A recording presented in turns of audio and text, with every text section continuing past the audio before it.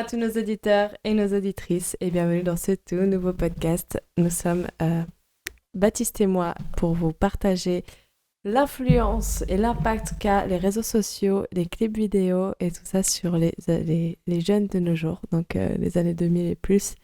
Donc je pense que c'est un sujet très intéressant et on voulait débattre avec vous un peu de tout ça. Ouais, c'est vrai que c'est un sujet intéressant et qui date pas d'aujourd'hui, hein. Ça fait déjà quelques années. Et c'est vrai que c'est important d'en parler. Mhm. Le sujet premier du coup c'est quand même les clips vidéo. Enfin je sais pas si vous regardez un peu des clips vidéo et vous écoutez des musiques de ce genre-là. Mais c'est vrai que quand on regarde les nouveaux rappeurs ou les nouvelles musiques et enfin les clips, c'est plus que aberrant. En fait, c'est sans arrêt des drogues, c'est sans arrêt des femmes à poil qui twerk, des musiques d'insultes sur les femmes, ouais, voilà, des musiques misogynes et qui parlent juste de drogue, de flingue et tout ça, d'argent, de nanas, enfin, qui prostituent carrément la femme. Et, euh, et ça a quand même, ça donne quand même une mauvaise image sur les jeunes, en fait.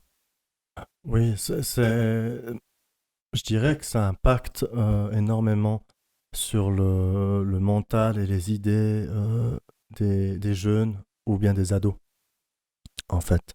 Parce que quand on regarde, enfin, si je me mets à la place d'une gamine de 12 ans, je me dis, ou d'un gamin, je me dis, ben, quand je regarde ces clips, je me dis, putain, mais il a réussi, lui. Genre, il a de l'argent, il a des femmes, il a de la drogue, il a une belle voiture. Je me dis, il a réussi. Il a une Rolex. Ah oui, il a réussi. Et du coup, comment je fais pour réussir? Eh ben, je fais la même chose. Du coup, je traite les nanas comme de la merde. Je dis la même chose à leurs propos. Je me drogue, pourquoi pas. Et tout ça. Et les nanas, elles se disent quoi? Ah, bah du coup, pour avoir une vie comme ça, je dois faire la même chose que ces femmes-là. Donc elles font quoi? Elles se mettent en petite tenue et elles twerk. Et du coup, le problème n'est pas le fait de s'habiller comme on veut ou de twerker. Le fait, c'est pourquoi tu le fais? Comment ça t'a... Enfin, comment t'en es arrivé là? Et les conséquences de tout ça. Ouais, c'est exactement ça. Et puis en fait, ce qu'on oublie parfois, c'est que c'est des artistes Mhm. avant tout.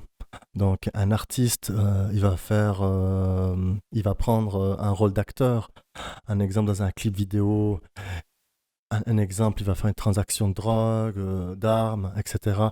Et c'est vrai que ça impacte. Et je dis bien, tu sais, sur le mental des jeunes d'aujourd'hui et d'hier. Mhm. Donc c'est vrai que c'est l'industrie musicale, ils font fort, quoi.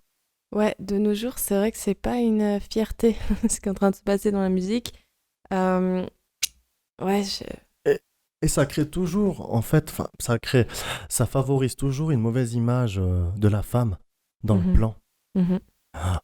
Ensuite, moi, je parle pour moi, donc en aucun cas je prends la parole pour X personnes, mais enfin, moi j'écoute assez des musiques un peu, on va dire, à l'ancienne, mais il n'y avait pas ça. Enfin, Mhm. il n'y avait pas, il y avait des belles paroles, un bon contenu, un bon clip. C'est vrai que c'est de plus en plus rare. Ouais. Et chaque personne dans le monde est influente pour une autre personne.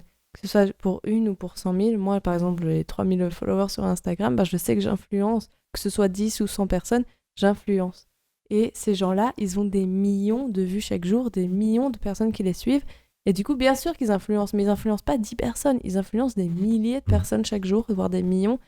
Et en fait, c'est triste parce que ils auraient le pouvoir de transmettre quelque chose de bien et en fait, non, à la place de tout ça, ben, ils transmettent des choses qui sont pas forcément le mieux, quoi.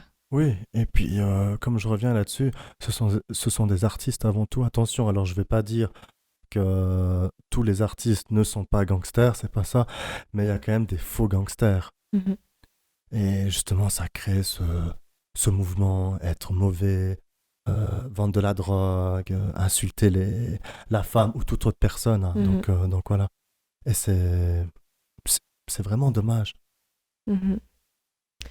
Ouais, c'est sûr. Et puis, ben, du coup, les jeunes aussi se font un peu leur éducation sexuelle, comme on parlait dans un de nos articles sur notre blog, qui faisaient leur éducation sexuelle avec les pornos, mais ils le font aussi parfois avec les clips, parce que des fois, ils sont tellement poussés, les clips, que ça peut être pris comme une éducation sexuelle. Voilà, c'est comme ça que le corps de la femme il est, parce que tu vois pas des nanas qui twerkent partout dans la rue, c'est vraiment que dans les clips. Et quand t'as 10 ans et que tu tombes là-dessus, ça peut choquer. Ça peut choquer à 10 ans. Ah, bien sûr, oui.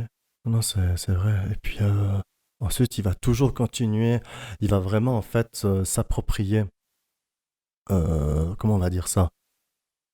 Pour utiliser le mot correct. Il va toujours s'approprier à cette identité, en fait. Mhm. En fait, et c'est un peu l'engrenage, en fait. Ouais, moi je me souviens quand je suis rentrée de Tour du Monde, je suis allée en boîte avec ma cousine et je suis arrivée à Sierre, je sais plus comment c'est quoi le nom de la boîte. Je suis arrivée au milieu de jeunes, mais je sais pas s'ils étaient à peine adultes.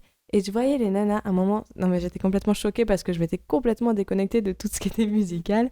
Et à un moment, je me retourne et je vois, je sais pas, une vingtaine de nanas qui dansaient au milieu de la piste sur une musique. Non mais en fait, rendez-vous compte juste des paroles des musiques parce qu'en fait, des fois, vous dansez sur des musiques qui vous insultent vous-même.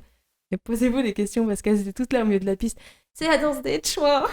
Ouais. C'est la danse des chouins. Ouais. Et avec ma cousine, on s'est regardé, on était là. Non mais tu peux pas danser sur une danse qui dit. Enfin, chouin, c'est un peu genre. Enfin voilà. Et tu peux pas danser sur une musique qui t'insulte. C'est juste, ça veut dire je suis d'accord avec ce que tu dis. Et puis tu te mets à danser, c'est la danse des chouins et tu danses. Ouais, t'es d'accord avec ce qu'il dit en fait. C'est horrible. Ouais, et je m'aperçois que ça marche très bien. Hein. Ah ouais, ça marche, hein. C'est pour ça qu'ils le font. Ouais, ça ne peut que marcher. Et c'est ça qui est malheureux, en fait. Mhm. Ouais, et du coup, c'est comme, par exemple, des jeunes qui voient des... Elles sont super bien gaulées dans les clips, ce qui est normal, c'est ça qui marche, hein. C'est des belles brésiliennes avec des grosses fesses et un ventre tout plat, le truc qui est presque inimaginable. Ouais, pas que des Des gros brésiliennes. seins. Oui, non, mais c'est pour prendre exemple, parce que les brésiliennes ont assez un corps de ce type-là. Oui. Et c'est vrai que ça peut faire perdre confiance et créer un mal-être chez les jeunes ados. C'est comme sur les réseaux sociaux, sur Instagram et tout. Beaucoup de corps sont photoshopés, retouchés, et voilà, ou bien juste ont subi de la chirurgie. Et du coup, même moi, j'ai été complexée pendant plusieurs années parce que je suivais des comptes de fit girl ou bien des nanas qui étaient surréalistes ou sur-retouchées. Et du coup, ça crée des mal-être et ça a de la perte de confiance chez les jeunes. C'est ça. Ouais. Tu l'as dit, le mot. C'est une perte de confiance. Mm-hmm. Et c'est vraiment dramatique. Et on s'aperçoit pas, donc on veut tous ressembler à une icône ou à une figure. On va tout faire, mais sans se poser de questions, qu'est-ce qu'il y a derrière? Ouais. C'est comme je prends les artistes, que d'ailleurs je critique pas, ces artistes, bravo à eux, mais c'est aussi comme un acteur donc de film, il est suivi, il a un suivi psychologique. Si par exemple il doit faire un film où il doit être maigre ou ça, donc il y a un régime strict à respecter. Enfin, tu vois ce que je veux dire. Et ça, peu de gens prennent conscience de ça en fait. Mm-hmm. Et ils disent, ah, je veux ressembler à lui. Je vais tout faire pour ressembler à lui. C'est bien d'avoir des figures des personnes à qui on veut ressembler, on se donne les moyens d'y ressembler, mais il faut que ça reste réaliste. Moi, je me souviens que quand je faisais beaucoup de fitness, au début, j'avais comment on appelle ça? Des objectifs de ressemblance à certaines personnes qui, en fait, ne me correspondaient pas du tout parce que j'ai une morphologie de ce type-là et l'autre personne n'avait pas du tout de morphologie qui me ressemblait. Et du coup, en fait, je me créais moi-même des mal-être en me disant je veux ressembler à cette personne, mais je pourrais jamais ressembler à cette personne. Du coup, c'est bien d'avoir des figures, des objectifs par rapport à certaines personnes, mais faut-il qu'ils soient cohérents et puis qu'ils soient en accord avec la personne que tu es. Parce qu'il y a des objectifs que tu pourras jamais atteindre, parce que c'est biologique. Non, c'est clair, c'est clair. Ouais, ouais. Et concernant les réseaux sociaux, moi, je trouve que au jour d'aujourd'hui, c'est omniprésent dans la vie de tout le monde. Et tous les ados, même à 12 ans, ils ont des smartphones. Ils ont tous des réseaux sociaux, etc. Mais personne ne leur explique parce que les parents, par exemple, tu as un gamin de 12 ans, son père n'a pas eu les réseaux sociaux durant sa jeunesse, donc ne sait pas comment lui expliquer ce qui est bien, ce qui est pas bien, etc. Parce que lui, il en avait pas avant. Et du coup, je trouve ça dommage que à l'école, ou bien il n'y ait pas une sensibilisation plus poussée dans les réseaux sociaux parce qu'il y a énormément de cyberharcèlement. Oui. sur le net. Non, c'est clair. Et puis c'est vrai qu'à ma connaissance, actuellement, c'est vrai qu'il n'y a pas de, comme tu dis, de sensibilisation ou de formation à comment Mhm. mieux utiliser les réseaux. Oui, il y Parce en a qu'en fin très de peu. compte, les réseaux, c'est quelque chose de fort. Ouais. Et moi, je prends toujours l'image d'une arme à feu. Aucune arme à feu n'est dangereuse, en fait, c'est celui qui tient. Mhm. Donc, ça relie un peu à ce que tu dis. Oui, Internet, ça a débloqué beaucoup de choses. On peut en faire énormément de choses avec Internet, mais c'est vrai que ça peut aussi détruire des vies. Mm. Par exemple, les haters qui se cachent derrière des comptes et qui t'insultent toute la journée.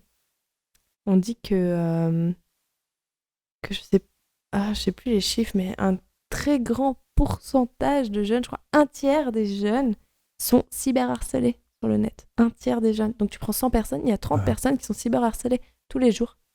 Et ouais, c'est que énorme. la cause de mortalité, la plus grande cause de mortalité chez les jeunes, c'est le suicide. Donc est-ce que tu fais le lien entre le cyberharcèlement et les suicides? Mm.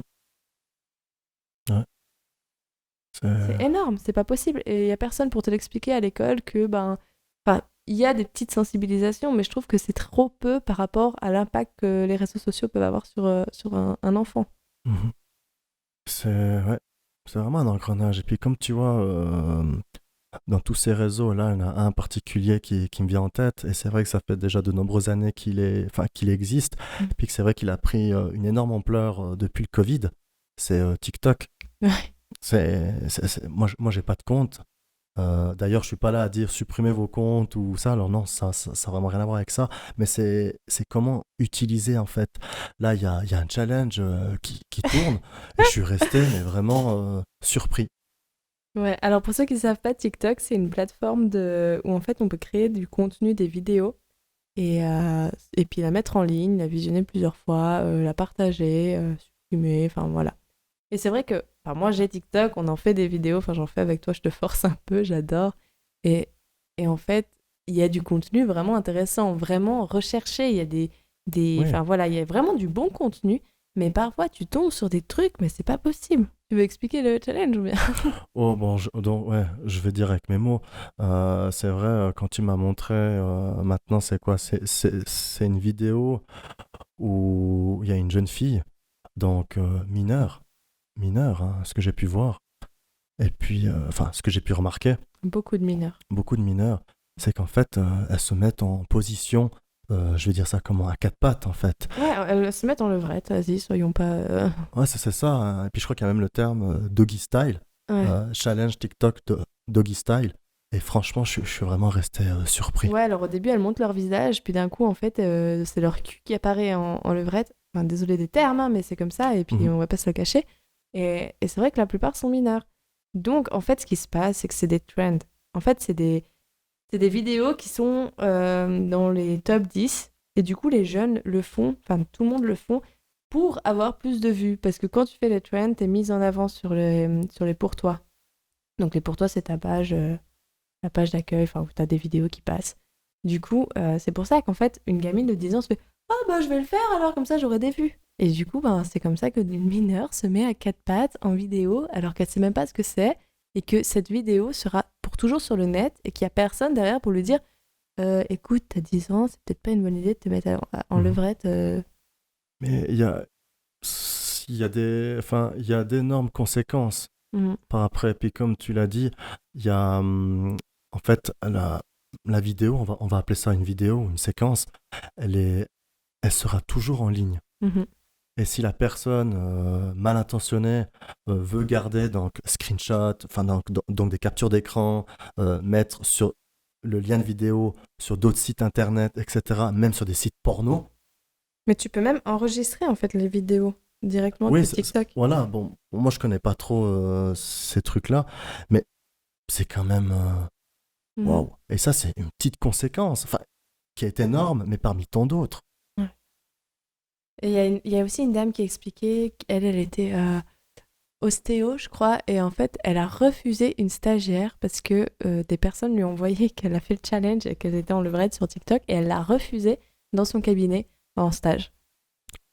Et ça, c'est une Mhm. conséquence grave, en fait, Bah parce que oui, t'es carrément recalé d'un stage bah qui est oui, plutôt important et décisif dans ta vie parce que t'as fait un TikTok débile sur... oui. Donc, Un réseau. les personnes concernées sont affichées ouvertement Mm. et à vie. La vie. À vie. Et après, enfin, j'espère, mais je pense arriver à un certain âge mature ou un âge étant consciente ou conscient, euh, la personne se dit au moment-là, ah, j'aimerais la supprimer. Donc, elle aura beau supprimer, mais on ne sait pas ce qui s'est passé Bah oui, si dans le moi je te passé. l'ai envoyé, toi tu l'as sur ton téléphone Voilà, et elle se exactement. supprimera pas sur le tien. Et c'est ça qui complique les choses, en Mhm. fait, parce que c'est là où tu l'as dit avant, ça, ça peut entraîner d'autres conséquences. Donc, comme on l'a dit, donc, des suicides, Mhm. des dépressions, une solitude profonde, la prise de drogue, donc, etc. Et ça, c'est grave. C'est Ouais. grave. Ouais, c'est vrai qu'on se bat dans ce monde pour avoir un peu de crédibilité, pour, contre les violences, contre le viol, la culture du viol et tout ça. Et derrière, en fait, j'ai l'impression que les réseaux sociaux, ça anéantit tout ce qu'on est en train de construire pour Ouais. des situations quelconques. Moi, je suis pour le fait de l'acceptation, pour le fait que, bah voilà, si tu veux te montrer, montre-toi, parce que bah, c'est toi qui l'as décidé. Mais ne le fais pas parce que c'est un challenge débile qui te donnera de la visibilité en fait. Ne le fais pas pour les j'aime, ne le fais pas pour les abonnés, ne le fais pas pour les gens. Si tu as envie d'être ouverte d'esprit, etc., tu le fais, mais avec des raisons valables derrière. Parce que c'est vrai que, bon, moi je suis assez ouverte sur mes réseaux et tout, mais il n'y a pas de souci. Mais en fait, je trouve qu'à 10 ans, t'es quand même pas assez avancé dans tes réflexions pour te dire je vais montrer mon corps ou quoi que ce soit, parce qu'on te l'a peut-être pas appris derrière. Mhm. Ton apprentissage, tu le fais toute seule à 10 ans, c'est pas tes parents qui vont un peu t'expliquer comment ça se passe sur les réseaux, etc. Et voilà. Mhm. Donc c'est vraiment ça. Donc en fait, on ne porte pas de jugement sur ces personnes qui le font ou autres, mais on est là en fait vraiment pour... c'est plutôt une Sensibiliser. action, voilà, de sensibiliser et de conseiller, d'informer avec bienveillance, en Mhm, fait, qu'il y a toujours des conséquences derrière tout acte, mhm. en fait. Et sur ce genre de choses, on ne peut pas revenir en arrière. Ouais, c'est quelque chose qui reste et qui peut créer quelque chose de Et c'est négatif. vraiment malheureux. Et puis, et je précise bien, en fait, je crache pas sur ces artistes, hein. Donc avant tout, c'est des artistes, hein, donc ils font de la musique, que j'écoute d'ailleurs. Mais c'est vrai, quand je vois ces clips, ben, en fait, ça, waouh, ça influence pas mal la réalité d'aujourd'hui, ce qui se passe de cette génération. Et comme je souhaite vraiment le préciser, c'est que les générations, elles évoluent. Et l'être humain peut changer ou peut s'améliorer. Mhm. Mais les générations, elles évoluent. Donc elle peut évoluer euh, bien ou mal. Dans le mauvais côté. Voilà. Ouais. Donc voilà. Mais ouais, Mhm. c'est assez difficile. Ouais. Du coup, on fait un peu un appel à l'action de sensibiliser quand même les jeunes, même que ce soit vos frères, vos sœurs, vos cousines, vos cousins, parce que leurs parents leur feront pas. C'est pas forcément, c'est pas un jugement, c'est pas mauvais de leur part, c'est juste que eux, ils sont pas vécus dans cette génération-là où les réseaux sociaux sont omniprésents. Et du coup, peut-être qu'ils n'auront pas les informations nécessaires pour se dire et faire la réflexion qu'il faut sur qu'est-ce qui est bien ou mal à poster, à ne pas poster. Le cyberharcèlement, par exemple, le fait que, ben voilà, moi j'ai déjà été cyberharcelée comme beaucoup de personnes. Pas gravement, mais il y a des gens que ça pousse au suicide. Il y a des gens qui ne supportent pas de se faire insulter ou voilà, des remarques désobligeantes sur des posts, des Mm. commentaires. Et ça peut mener vraiment à des points de non-retour. Mhm. Et puis c'est là où en fait, il y a quelque chose qui intervient que j'ai appris récemment, c'est le syndrome de FOMO, en fait. Donc en anglais, Fear of Missing Out, donc la peur de rater quelque chose. Mm. Et je pense que ça, c'est vraiment très très très très présent. Mhm. Donc toi, quand tu dis à peur de rater quelque chose, c'est Là, ça peut d'être être... omniprésent sur les réseaux sociaux, toujours Ouais, regarder les dernières actualités, les dernières tendances. exactement. Puis, donc de tout sujet, ça peut être un challenge. Mhm, Le challenge Doggy Style sur TikTok, par exemple. mhm, mhm. Donc voilà. Voilà, du coup, n'hésitez pas à en parler autour de vous, à sensibiliser les jeunes qui vous entourent. Comme j'ai dit, vos frères, vos cousins, même l'enfant du voisin. Et si vous êtes la jeune génération qui connaissent un peu tout ça, n'hésitez pas à le faire. C'est vraiment important. Il faut préserver les jeunes parce que c'est les personnes qui vont construire notre futur monde et puis c'est vraiment très important. Mhm. Ouais. Nous, on le fait à travers des podcasts. Donc aussi, bah, si vous voulez juste les sensibiliser en leur envoyant ce podcast, faites-le. Mais je pense qu'on fait le travail qu'il y a à faire de notre côté. Et si Mhm. chacun met un peu du sien et de son travail dans sa propre personne et dans les personnes qui leur entourent, on peut arriver à quelque chose de positif et de constructif. Ouais, c'est plutôt un rappel. Donc, c'est vraiment un sujet intéressant, moi qui me touche particulièrement. Je suis spectateur en fait. Mhm. Donc, et je suis vraiment attristé sur certaines choses. Ouais. Donc voilà. Donc voilà. Si vous avez peut-être vous êtes en désaccord avec certaines choses que l'on dit, on est totalement ouvert. C'est tout à fait normal. Personne n'a la même perception du monde. Si on Mhm. l'avait toutes de la même manière, on n'en serait pas là aujourd'hui. Mhm. Donc n'hésitez pas à débattre avec nous, il n'y a pas de problème, à nous faire des remarques. On est tout à fait ouvert à tout Mhm. dans la barre des commentaires. Aux commentaires constructifs, je Et précise bien. bienveillant. Voilà. Sinon, bah, comme toujours, il y a toujours les liens utiles qui sont en relation avec Hors Plaisir et le concept OP dans la biographie. Mhm. Vous pouvez nous suivre sur Instagram, c'est là où on partage le plus et on met un peu en avant les actualités. Et sinon, n'hésitez pas à vous abonner et liker nos vidéos. C'est ça qui nous donne un algorithme et qui nous laisse la possibilité d'avoir un minimum de visibilité afin de toucher un maximum de personnes. Mhm. Et voilà, t'as quelque chose à dire ? Soyez vous-même et devenez OP.